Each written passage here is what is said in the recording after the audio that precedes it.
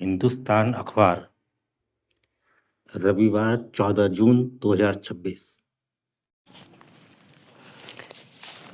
पहला लेख है, चीन से बहुत कुछ सीखना होगा। अपनी माँ की उंगली पकड़े वह हमारे आगे चल रही थी। अचानक उसने गर्दन घुमाई और हमें अपने पीछे पाकर पल भर को ठटकी। बीजिंग के फॉरवर्ड बिल्डिंग पैलेस में उस वक्त भारी भीड़ थी। बेटी को पिछड़ता देख माँ ने छिड़का तो उसने मासूमियत से हमारी ओर उंगली उठा दी। भीड़ ने उसे उस जबरदस्त रैली में महज हम दो हिंदुस्तानी थे। हमारे नैन नक्श उस बच्ची के जिज्ञासा की बजाय बन गए थे। उसने और उसकी माँ ने परंपरागत चीनी प्रधान धारण कर रखे थे। मैंने फ़ोन दिखाकर पूछा, फ़ोटो खिंचवाओगी? वे समझ ना सकी। चीन में भाषा बड़ा अवरोध साबित होती है, लेकिन हमारे गाइड ने तजुर्बा कर दिया। दोनों ने खुशी खुशी फ़ोटो खिंचवाए। इस छोटे लेकिन मोहक वाक़ये से मुझे पश्चिम और पूरब का फ़र्क समझ में आ गया। यूरोप में तो लोग ऐसी बातें से नाराज़ हो जाते हैं। चीन के लोगों ने पूरी तरह पश्चिमी रहन-सहन को अपना लिया है, लेकिन वे अपनी संस्कृति और विरासत से भी जुड़े रहना चाहते हैं। गुज़रे वक्त के सम्राटों के उस महल की पाँव पहने सैकड़ों महिलाएं और बच्चियां इसकी चलती फिरती बानगी थीं। बच्चों के यहाँ अपनी विरासत से रू-आबरू करने के लिए लाया गया था। कोई आश्चर्य नहीं है कि पिछले 2 दशक में इस देश के विकासशील मुल्क के संसार की दूसरी निर्विवाद ताकत तक का सफ़र तय किया। आज वहाँ प्रति व्यक्ति सालाना आय 14,875 अमेरिकी डॉलर के आसपास है। इस दिलखेज आंकड़े ने पिछले 5 सालों में लगभग 3 गुना छलांग मारी है।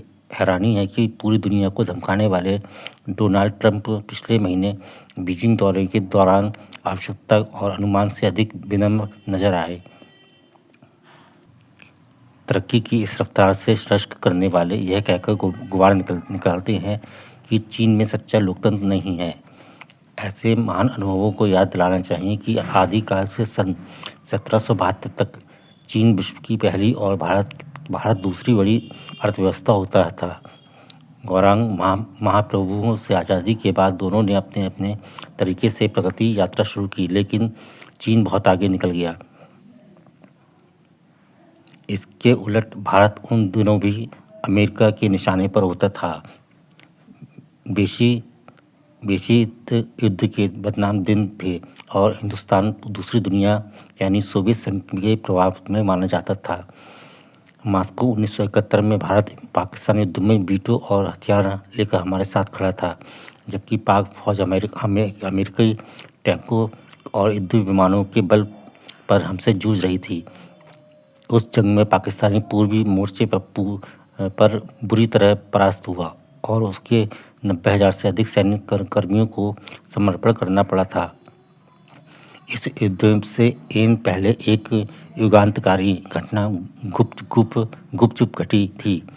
तत्कालीन अमेरिकी विदेश मंत्री हेनरी किसिंजर 1971 में बीजिंग की गोपनीय यात्रा के लिए छद्र नाम से पाकिस्तानी धरती से उड़े थे। उस खुफिया दौरे के दौरान किसिंजर और चीनी प्रधानमंत्री झाऊ एनलाई की बातचीत ने चीन को धुआंधार प्रगति की आधारशिला रखी थी। किसिंजर को आधुनिक युग का चाणक्य माना जाता है, पर उनकी दूरदर्शी भोतरी थी। किसिंजर यह भांपने में नाकाम रहे थे कि वे अपने अनजाने में ऐसा भस्मासुर पैदा कर रहे हैं जो आने वाली सदी में खुद उनके मुल्क के लिए चुनौती बन जाएगा। यदि उन्होंने पाकिस्तान में मोह त्याग कर भारत के साथ सहयोगी रुख अपनाया होता तो आज भूमंडलीय राजनीति का इतिहास भूगोल अलग होता। मैं ऐसा क्यों कह रहा हूँ? कोरोना काल में जब समूची दुनिया की सप्लाई चेन ठप हो गई थी, तब एक विचार उभरा था कि चीन दुनिया की फैक्ट्री अवश्य है, लेकिन अब चाइना +1 की नीति अपनानी चाहिए। भारत इस मामले में विश्व के बड़े औद्योगिक समूहों को पहली पसंद था, लेकिन संकट समाप्त होते ही इस विचार पर भी पाला पड़ गया। आज यह नेक काम 70 के दशक में किया होता। तब आज जो लोग चीन की प्रगति पर हवाला देकर भारत को नीचा दिखाने की कोशिश करते हैं, उनसे विनम्र अनुरोध है कि हमारी स्थिति उतनी बुरी भी नहीं है जितनी मान ली गई है।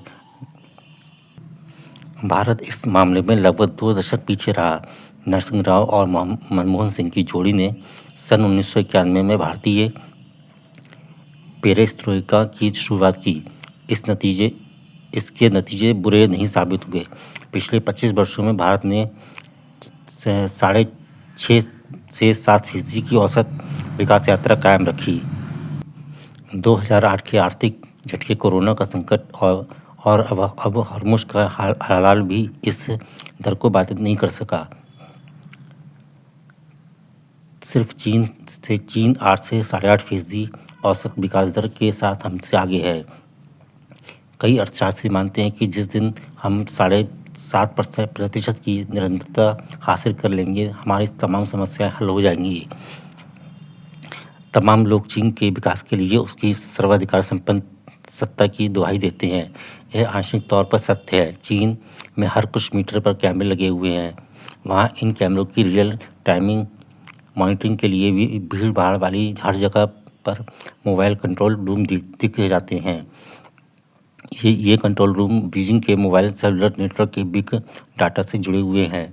वहाँ कहा जाता है कि अपराध तो छोड़िए, अगर कोई बदहवास स्थिति में सड़क पर घूम रहा होगा तो 10 से 15 मिनट के भीतर कोई ना कोई पुलिस वाला आकर उससे पूछताछ करने लगेगा।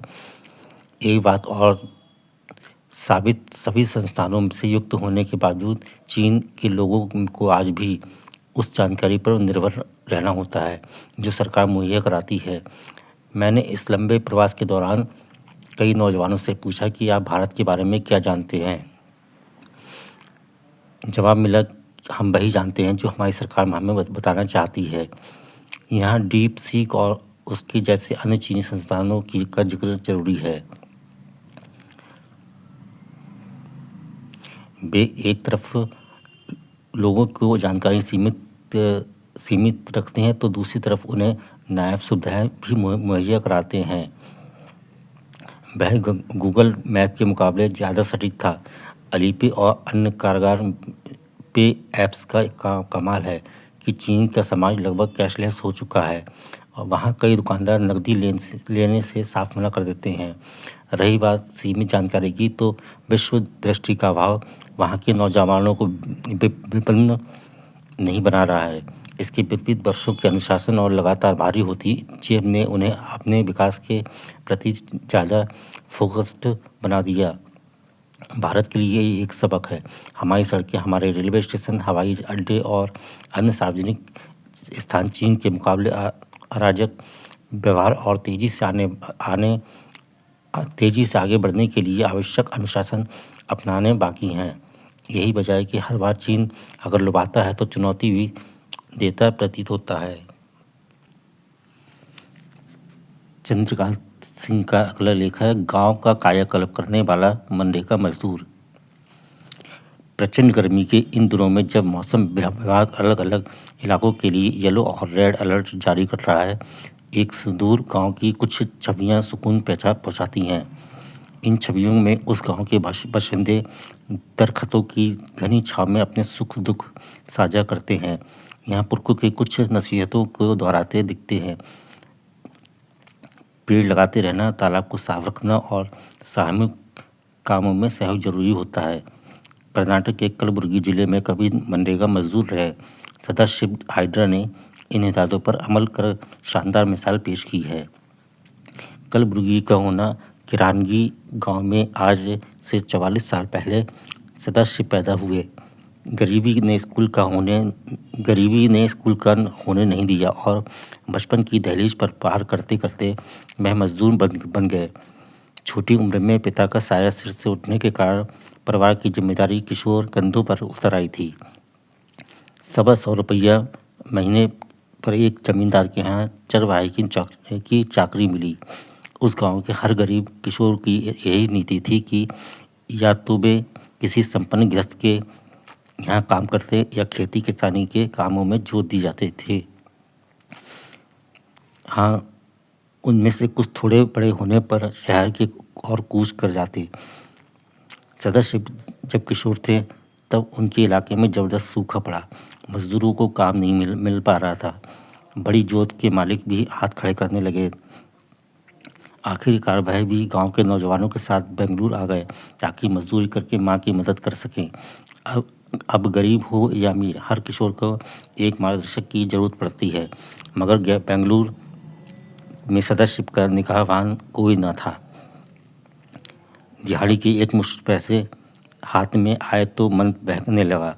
पहले शराब का शौक जगा, फिर जुए में न्योता दिया। सदाशिव कई दिनों तक ये दिहाड़ी जुए में गंवाने लगे। जब नशा उतरता और माँ व घर की हालात याद आती तब मन थिरकने लगता। सदाशिव हताश रहने लगे थे। उन्हीं दिनों उन्होंने मनरेगा योजना के बारे में सुना था। सदाशिव के मन में यह सवाल उड़ने लगा कि जब इसी मेहनत से हम अपने गांव को बदल सकते हैं तो शहर क्यों खुआर हो रहे हैं। गांव के 15-20 मजदूरों के साथ सदाशिव ने काम करना शुरू किया।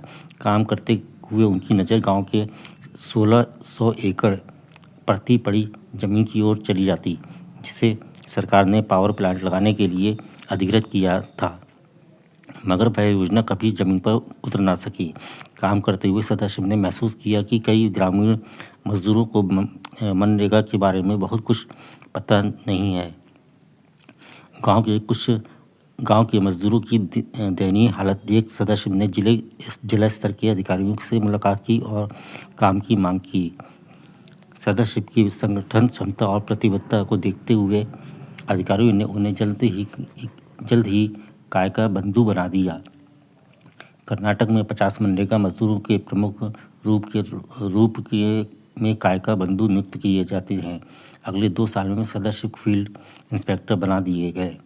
वह घर घर जाकर गरीब मजदूरों को न सिर्फ जॉब कार्ड देते बल्कि वक्त पर भुगतान का उनमें पूरा भरोसा भी जगाते। सदाशिव की ईमानदारी और प्रतिबद्धता की बदौलत 5 वर्षों में 1000 मनरेगा मजदूर पंजीकृत हो चुके। उसके साथ ही संबंधित अधिकारियों से इजाज़त लेकर उन्होंने स्थानीय नीम, पीपल, बांस, बहोनिया, पुंगामिया और पिन्नाटा आदि पौधे लगाना शुरू कर दिए। ये पौधे कर्नाटक पावर कॉर्पोरेशन की 18 किलोमीटर की बाउंड्री के किनारे 6 कतारों में उगाए गए। साल 2015 में सदाशिव ने पूरे गांव में 1 लाख पौधे लगाकर उसे हरा भरा बनाने की योजना रखी। कई गांव वालों ने इसकी सफलता पर संदेश जताया, मगर धुन के पक्के सदाशिव पर मनरेगा मजदूरों का भरोसा जम चुका था। दुर्योग से सूखा पड़ने के कारण शुरुआती 20,000 पौधे सूख गए। ऐसा लगा महीनों की मेहनत जाया हो जाएगी, मगर गांव वालों ने हार नहीं मानी। वे उनकी जगह नए पौधे रोपते गए। देखते देखते होन्ना किरानगी और हरियाली से लहला उठा। पिछले 10 सालों में 65,000 से भी ज़्यादा पेड़ों के यूं उगने से यहाँ एक अनुकूल माइक्रो क्लाइमेट बना, जिससे गर्मियों में गांव का तापमान औसतन 3 डिग्री तक कम रहने लगा। सदाशिव ने इस अभियान में 42,000 से ज़्यादा खाइयाँ खुदवाई व मेड़ बनवाए, जिनके कारण यहाँ का भूजल स्तर बड़ा है। गांव के पीने का पानी की कमी दूर हुई है। सबसे बड़ी बात यह है कि इस योजना में 30 से 75 साल तक की लगभग 70% महिलाओं ने भागीदारी निभाई। शोहरत और संपन्नता सिर्फ सदाशिव के हिस्से नहीं आई। इस गांव में मजदूरों का पलायन रुक गया है। इनमें से कई मजदूर परिवार पशुपालन या लीज खेती अपनाकर आत्मनिर्भर हो चुके हैं। सदाशिव की यह सफलता रास्ता दिखाने वाली है। येलो और रेड अलर्ट से मुक्ति की राह पर प्रकृति की ही पास है। उसके करीब लौटिए और ज़्यादा से ज़्यादा पेड़ लगाइए। ज्ञानेश उपाध्याय जी का अगला लेख है, फटे जूतों की तलाश में एक फुटबॉलर। हैदराबाद में बड़ा फुटबॉल टूर्नामेंट होने वाला था। उसके लिए टीमें तय हो रही थीं और टीमों में शामिल होने के लिए खिलाड़ी के तैयार हो रहे थे।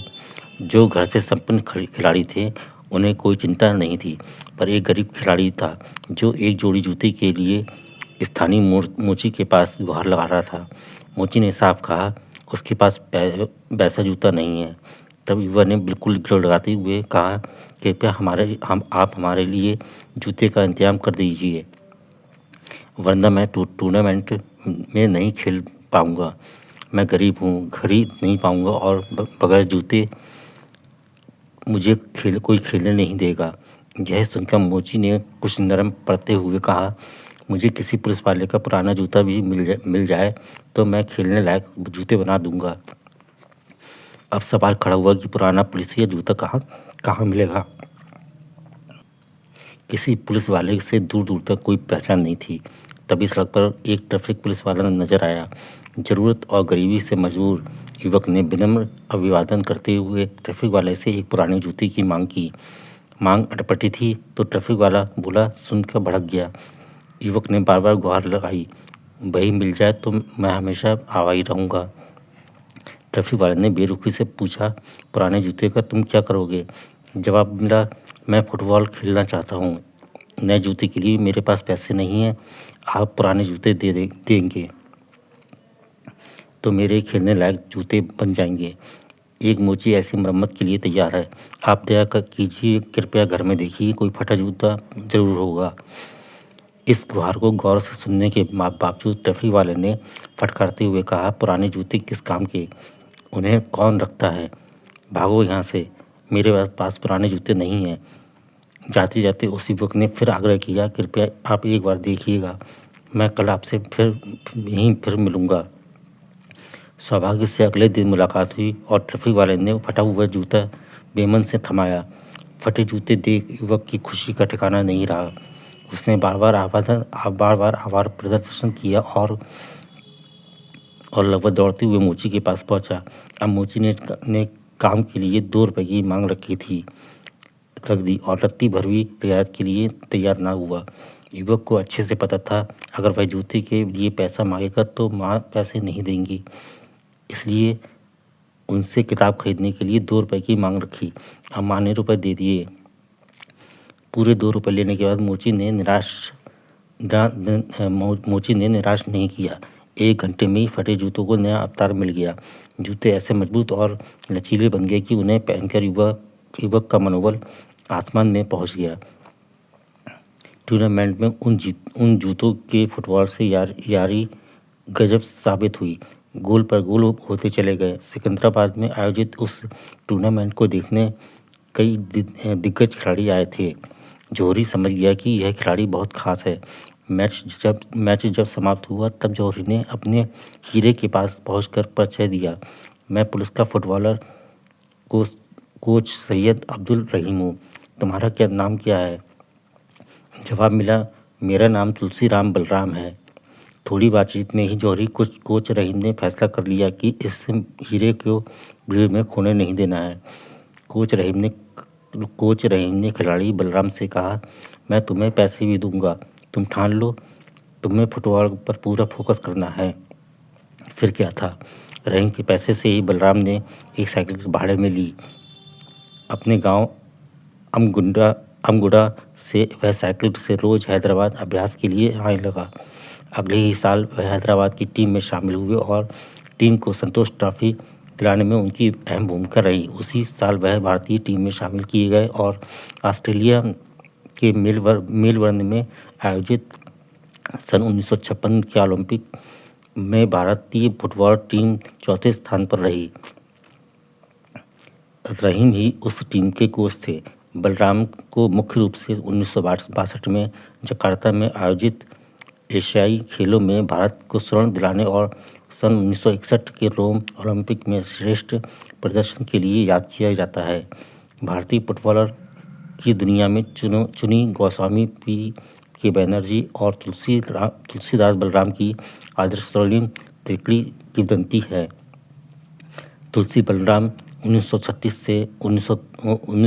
से 2023 के लिए फुटबॉल ही जीवन था, जिसके लिए वह हैदराबाद से कोलकाता आ बसे। ईस्ट बंगाल क्लब व पश्चिम बंगाल की टीम को उन्होंने कई बार जीत से नवाजा। दर्ज है वह दौर जब बलराम के चलते फ्रांस जैसे दिग्गज टीम को जीत के लिए नाको चने चबाने पड़े थे। सारे लेख पूरे हुए।